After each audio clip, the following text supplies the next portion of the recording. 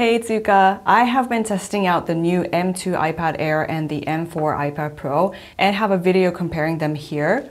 But this video is all about the new Apple Pencil Pro. Unfortunately, the Apple Pencil Pro only works with the two new iPad models, so please be aware of that if you were hoping for it to be compatible with the iPads you already own. And before I demo all the new features, I must mention that the new Apple Pencil Pro comes in 5 different boxes. I have 2 of them here, and they all have different Pro designs on it, which is really cool. So let's talk about Squeeze first. You might have seen this in other videos, but this is basically Squeeze. You are literally squeezing the pencil in the middle. When you use it on freeform, the little menu comes out for all the pens and colors. You can squeeze and then hold to show other options.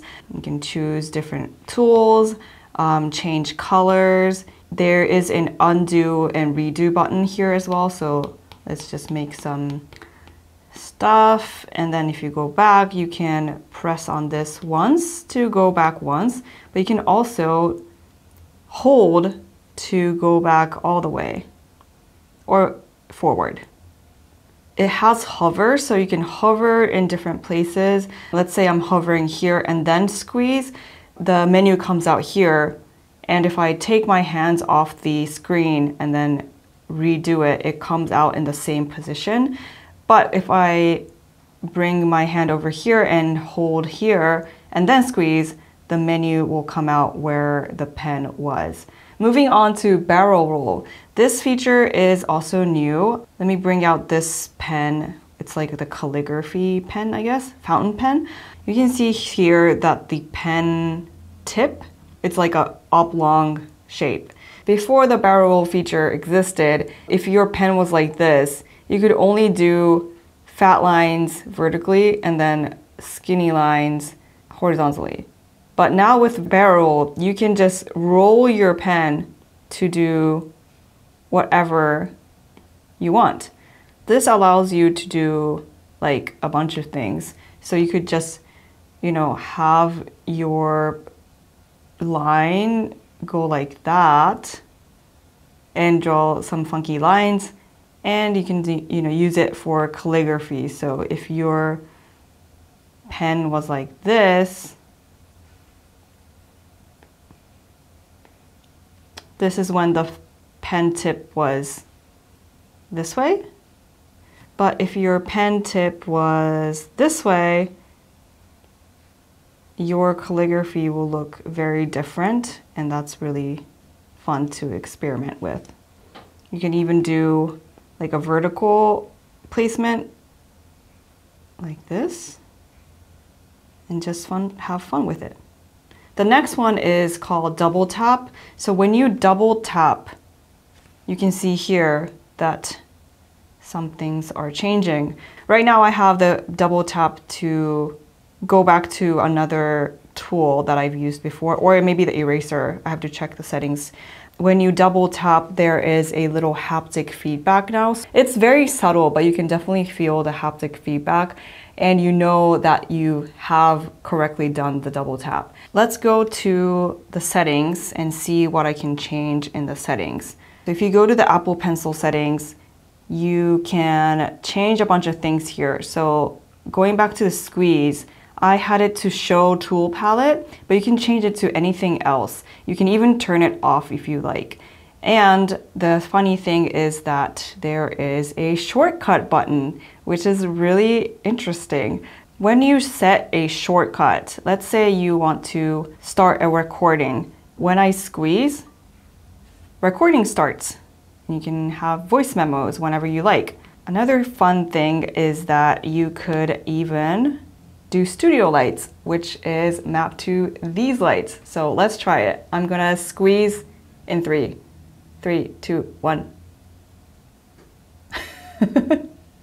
And 3, 2, 1. Oops.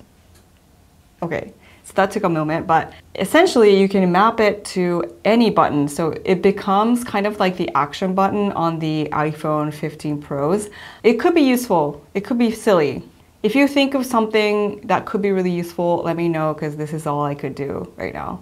You can also change the sensitivity so you can make it really sensitive or really not sensitive and you have to press really hard to have it work.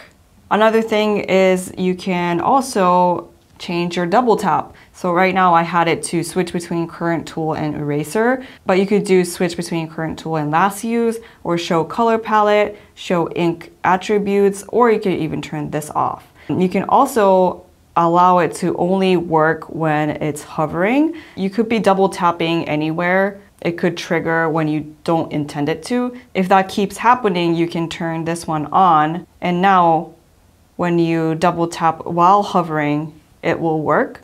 But then if you kind of place your hand away from it, double tap doesn't work. So that could be really useful as well. There are other settings for where you can turn things on and off. Hover is the thing that I just talked about. You can just turn hover off completely. You can turn off tool preview, which is the pen tip preview. Also, the shadow one is really crazy. You can turn this off, but when you're hovering with your pen, it shows a shadow on the screen, but the shadow is shaped like the pen tool that you're using. It's really crazy. When I'm using a fountain pen, you can see the shadow of the Apple Pencil as the fountain pen. And then when you're using a marker or an eraser, the shape of the shadow changes. It's so subtle, but it just feels so magical and it's just so genius. But you can turn it off if you want to.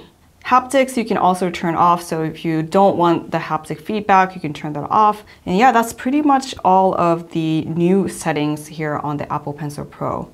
Apple Pencil Pro now supports Find My as well, but it's pretty limited in function since it cannot really play a sound. It's definitely better to have than not have, but I wouldn't rely on it to find when it's like stolen. So we've walked through the features of the new Apple Pencil Pro, and I was using Freeform to show you everything today, but the real power will come when each app starts adapting to the new feature. Developers can design their own UI, and I saw demos from Procreate, GoodNotes, and Fresco, but they each have their own UI that makes it useful for each of the apps, which I'm excited to try when it becomes available. My personal thought is that I think these could be more powerful when it becomes more integrated with iPad OS.